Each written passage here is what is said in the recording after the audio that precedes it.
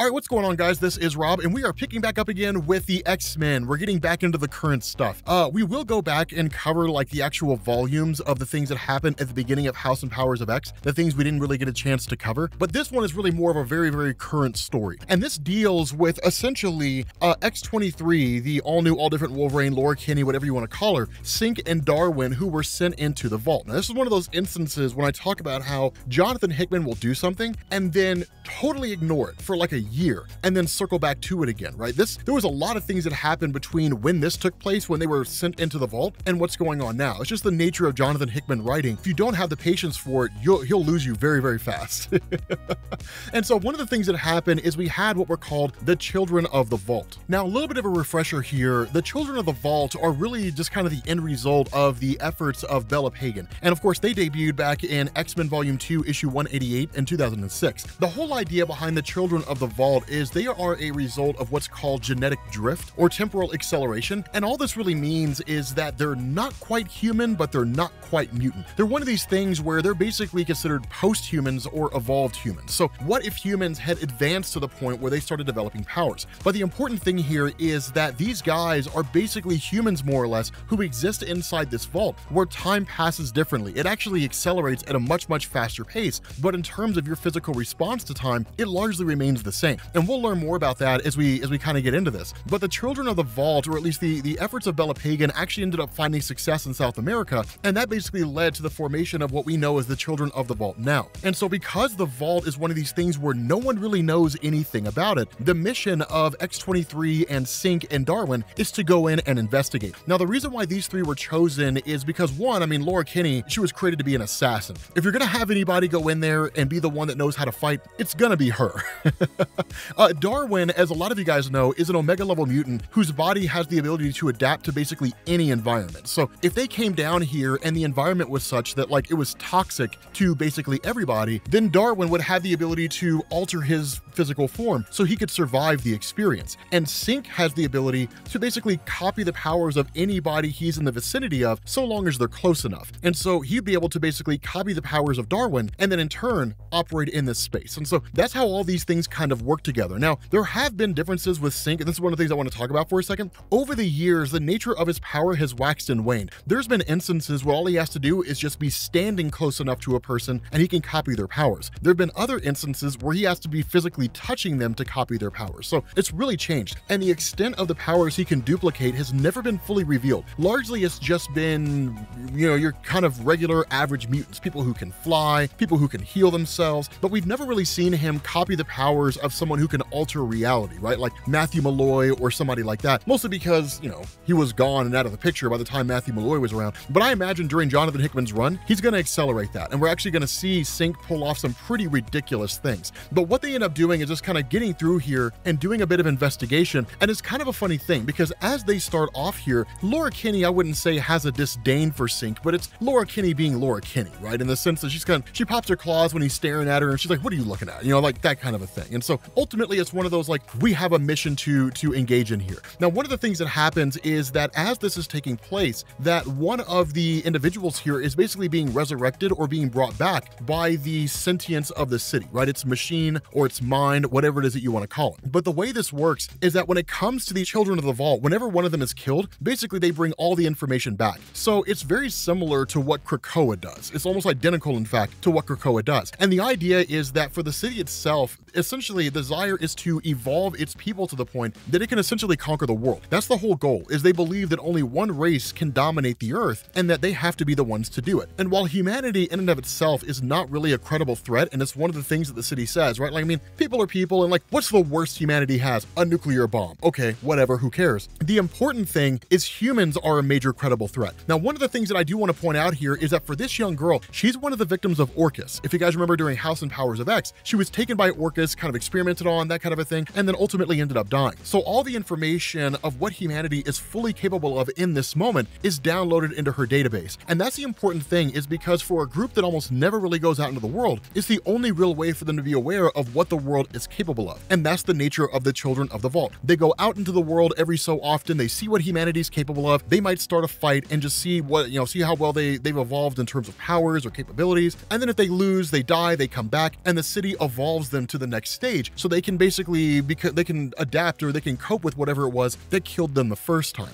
And so that's one of the things that happens here, is that because the anomaly of X-23 and Synch and Darwin is detected by the city, they're sent out into the city in order to confront them. Now, the reality is this is one part just self-preservation, right? Like, there is a foreign body in the city, we have to destroy it in case they want to do us harm. But the other part of this is experimentation. Let's see how well you fare against these guys. And if they prove to be too powerful for you, then we'll evolve you to the next level so you can basically take them out. And then that'll just be kind of a sample size. And then we'll send you out again and again and again and again and again until everybody that goes against you perishes at your hands. Then we'll know you're ready. And so when this whole conflict kicks off, you've got X-23, you got Darwin, you got Synch, who basically jump in and they immediately start taking out all these individuals, right? Literally just annihilating them, all the way to the point that the girl is the only one left. And then ultimately she self-detonates. But again, the information that all these guys have in terms of the experience facing off against X-23, the capability she has, the knowledge of her healing factor after seeing her sustain injuries in terms of how fast she heals from injuries, is basically being kept here. And so when they're brought back, all that information is re-downloaded into the machine so that they can be evolved and upgraded to sustain this whole conflict again. And that's one of the things that goes on, is because time passes differently, the kind of statement that's given to us here is that something like 50 years have basically passed since the beginning of all this, right? That's just how much time has passed in this relatively short period of time they've been here. Following that, it's just kind of investigating the city and taking pot shots. It's them coming to the realization the city has the capability of healing itself, right? Basically fixing itself and evolving itself to be able to withstand even more injury should anything come along, right? So this explosion this girl let off with the city repairing itself, it won't endure that same process again. They follow through and they kind of go through what are basically these growth tanks where the machine is growing all these various individuals and then in turn seeing what happens. It's just kind of this interesting process. The entire place is completely and totally self-contained. And so that's when a kind of explanation is given where basically we learn that with the city itself, the power is memory. And so one of the things they reference here is a child named Diamante, who is kind of a living repository of Vault history. And that's where they learn the entire history of the Vault in its entirety. And one of the things that's told to us here is that years ago, the X-Men had encountered the children of the Vault. They were considered the first generation of children. It follows up and it says, and from their defeat at the hands of mutantdom, Earth's first post-humans learned that they too had to evolve. And the second generation of children were produced and let loose on the world. These children were captured, dissected, and repurposed by Orcus as potential weapons for the creation of a nation state. And so again, this second generation of children of the Vault, those are the ones who were captured by Orcus. And those are the ones that were going to be used by Orcus against the mutant population. Of course, they were all pretty much defeated and destroyed. And so following that, it says Seraphina escaped. And when the city learned their fate, it was decided that yet another evolutionary leap was needed. This was to be the third and final generation of children before they were released from the Vault to claim the Earth as their own. With this, we had learned what we needed, and it was time to return home. The biggest thing about this is that now they've been there for 100 years. But notice this, despite having been here for so incredibly long, they've still stayed relatively young. Now, a lot of this is because of how time impacts the living body versus how it impacts in the normal world. But two, they're just feeding off each other's powers. That Laura Kinney has a healing factor which keeps her from aging at a normal rate. That Synch has the ability to copy her power, and Darwin's body is designed to adapt. So that's why they were able to kind of survive all this. Ultimately, they ended up coming face to face with the city, only to find out that there was a trap that had been set and they'd been laying in wait for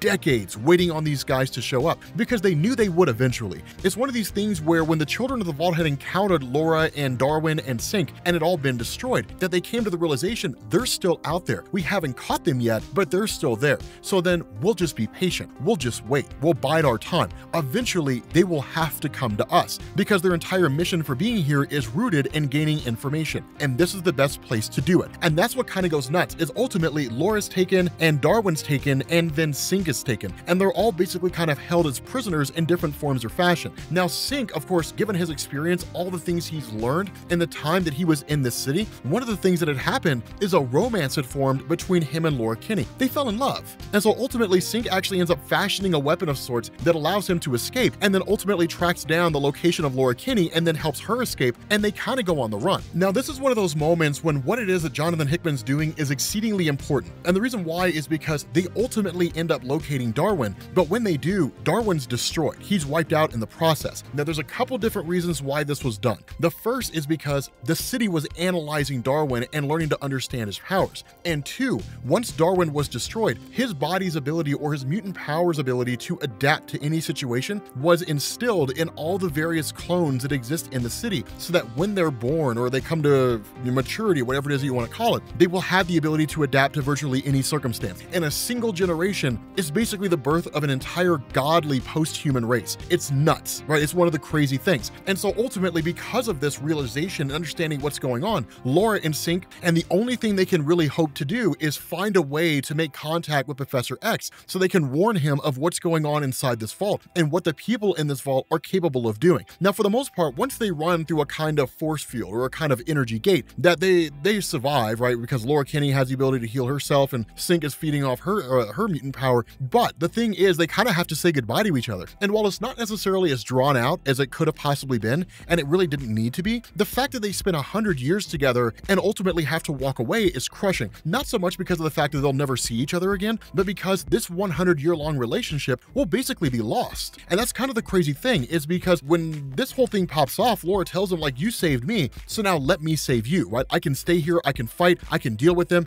I can cope with these guys, right? Her mutant power is kind of gone, essentially. It's basically fading fast. The city's ability to kind of offer a defense mechanism. Synch ultimately makes it out of the vault, and as soon as he does, he basically hollers at Xavier. Xavier reads his mind, downloads the information, and then Synch's killed by the children of the vault. And that's one of the things that they say here, right? They say, like, we can hear you just fine. And they basically say, now before you die, I want you to hear me. We are going to wipe your kind from the face of this planet. We're basically the future here. And so in essence, for those of you guys who read House and Powers of X, and we were talking about post-humans who basically rose to power, and we didn't really know exactly how that had happened, it starts here, right? This is the nature of Jonathan Hickman, that everything he's doing here will build into House and Powers of X. In a lot of ways, with that story, he gave us the conclusion, and now he's building up to show us how we get to that point. That's one of the things that we covered, that we talked about in that story, and that's what's playing out here. Now, because Synch made it out of the vault, all the information and everything, his whole experiences, are all still kind of maintained. And for Laura Kinney, that's not the case. She's reborn and she's essentially brought back, but the relationship and the memory of the relationship that she had with Synch is non-existent. The birthing process for her basically cuts off her knowledge to before she went into the vault. And so again, like, Synch kind of looks back at her and sees this whole process and says, hey, like, we were in love once. Looking at her, the cycle repeats itself, right? She pops her claws, what are you looking at? And that's it.